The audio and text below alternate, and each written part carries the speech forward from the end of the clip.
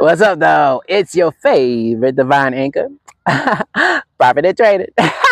That's real title.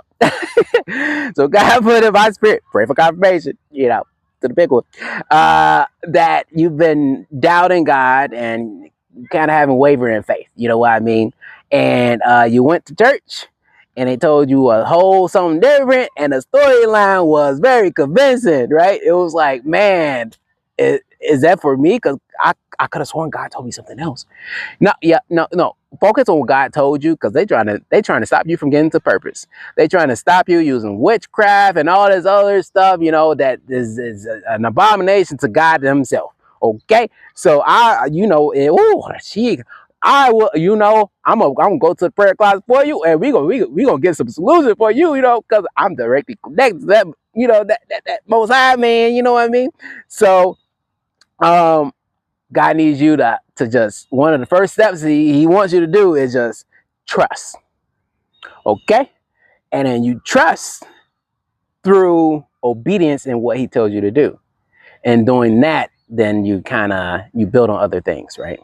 But God wants you to know that it's in Mark 4, 35 through 41, right? The disciples were getting all panicky because of the storm, and they were in a boat, and the storm, how it goes.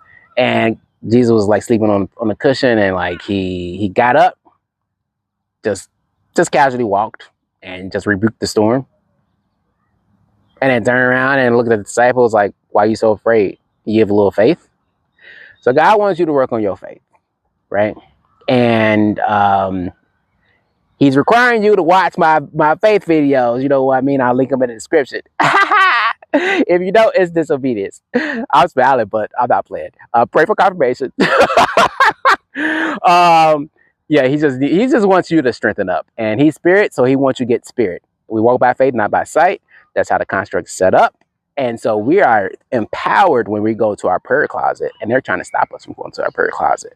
So be spirit, baby, and don't focus on anything else. If the enemy comes your way, like, hey, tell you something else. Here's an example. The people are like, hey, your hand's ashy. And I'm like, check out all my videos. They always ashy, looking like Casper, all pasty and stuff.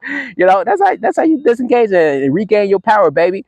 You know who you are. Know who you are in the kingdom, and who God told you are, and all the promises, that he promised you. They will come to pass. You just have to believe. Don't forget to watch those videos. All right? Stay blessed.